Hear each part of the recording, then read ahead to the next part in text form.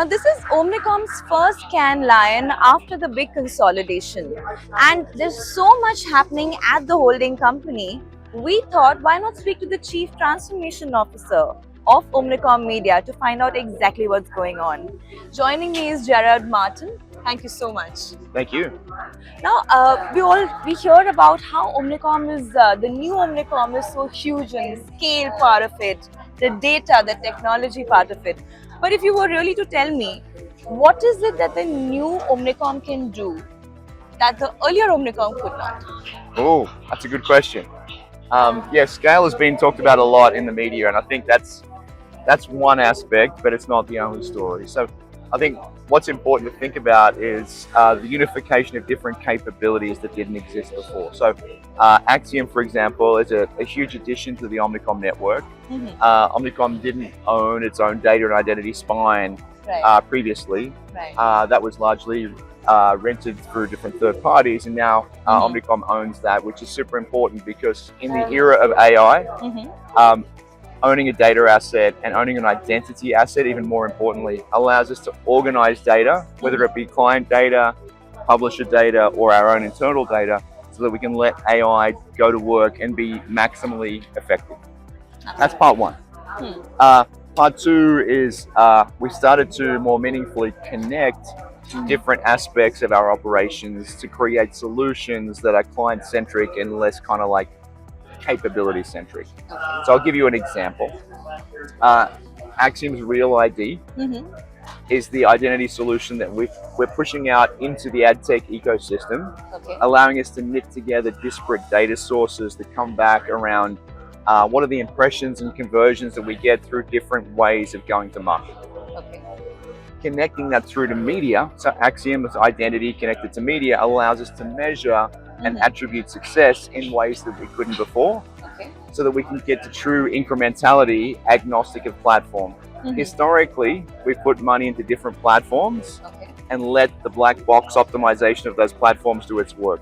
We're moving into a world now where we can see across those platforms and make smart decisions about how to move money between them based on that identity integration and the technology of Omni. And so those things coming together is really where 1 + 1 = 3. So basically, Omni and Acxiom are going to be the superpowers of Omnicom. Pretty much. I might be a little bit biased when I say that, but yes, that's what I believe. Now, also we've heard, for years that media agencies claim that data is their competitive advantage because of all that they have. But we've seen companies like Amazon, Meta, Google, all of them having great data, even better data perhaps than a media agency might possibly have. In that case, what becomes the competitive advantage? Yeah, so I would say we're not going to have, and we will never have, greater first-party data assets than like an Amazon, for example. But we're not looking to directly compete with Amazon. I think I would say that identity is becoming more important than data. Identity meaning the means to stitch together different data sources. Because what we're seeing from our partners and from our clients is an increasing interest in sharing data in privacy-safe ways. And so Acxiom and that Real ID is the Rosetta Stone that connects all of that data together and translates it, is much more important than the data itself. So we can get, say, for example, exclusive access or direct access to Amazon data in a safe way, and then blend that with our own first-party data to come up with net new insights, net new audiences, and activations that create better outcomes. So it's not about having better data than some of our publisher partners, it's about connecting all of that together to tell a story about our consumers to find better outcomes from our clients. Also, another thing that's coming up, especially in Asia, we've seen quick commerce come up in a very big way. And now we have systems wherein you can integrate quick commerce data with CTV data. And you've just recently come up with an update on CTV. Tell me, together, can they actually become the next big solid media platform? Quick commerce? Quick commerce, yeah. I think quick commerce will be an increasing share of client spend. But when we say the next big media platform, I think that what I'm seeing at least is that you're going to get tiers of media platforms. You're going to get the top tier with the likes of Amazon, Google, TikTok, and then you're going to get like a second tier of various retail media networks, quick commerce networks that exist around the world. there could be a period in the future where those start to aggregate together to create a larger platform.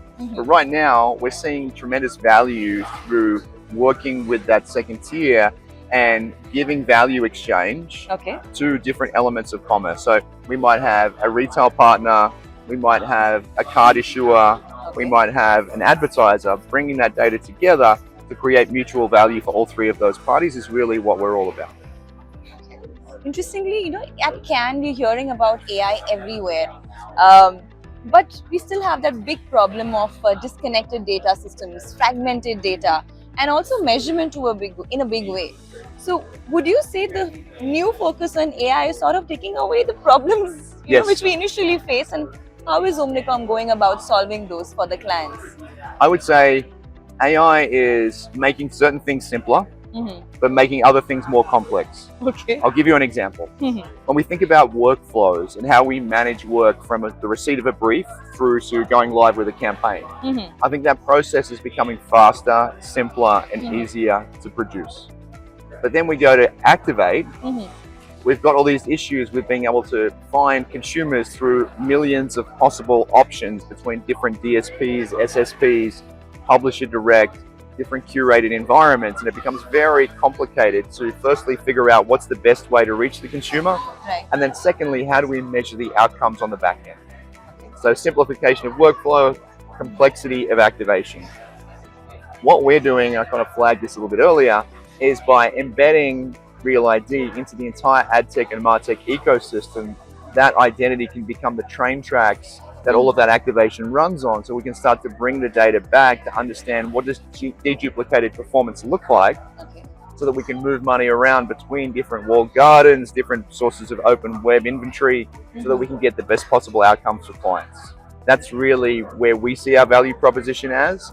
In my opinion, an agency or a holding company that can't make smart decisions between platforms doesn't have a long-term future. That's our big bet. Also, we've seen how marketers have been chasing personalization for years now. That's the most important thing from a point of view of targeting. But again, consumers today don't really want to be stalked.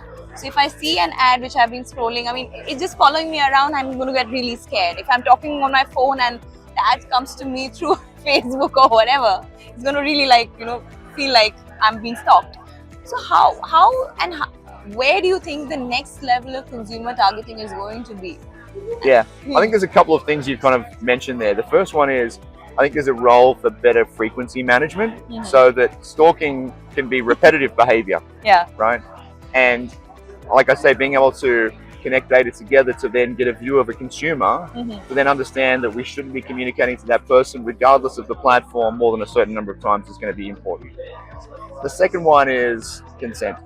So understanding what the consumer is opted into and how we can personalize or not personalize, and which channels we can do that through. Understanding that and executing on that with let's call it tight fidelity is going to be super important as well. And then the other part, I think some of the creepiness around being stalked is around the provenance of the data, right? So you don't quite know, I might do a Google search about something that I've just spoken about to somebody, and I've not done anything about it before, and it somehow is able to predict what I'm about to type. Correct. I think we need to be clearer as marketers about the provenance of that data and be very careful about where we are using it and where we are not using it, independent of consent. And also for years, I think marketers have been, of course, marketing to consumers. But now with AI agents coming into the picture, do you think now it's going to change? We're not going to be marketing to consumers, but to those AI agents and those algorithms, which will show what the consumer eventually wants on the screen without me having to click on any link, anything. I'm going to say something here, which is I can see a future where, as you point out, there are the advertising ecosystem is a buying agent talking to a selling agent.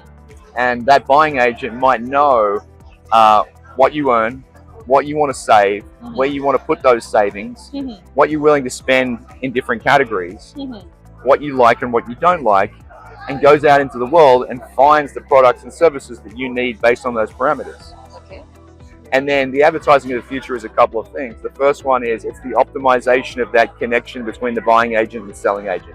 How do we make sure the buying agent gets all the information that it needs in order to make the right decisions that it needs to make? Right. And then the second part, I think there'll be an increased role of sampling in the world. So proactively sending product out to consumers that they might not be aware of and giving them the experience of that to try to change the way that they interact with the buying agent.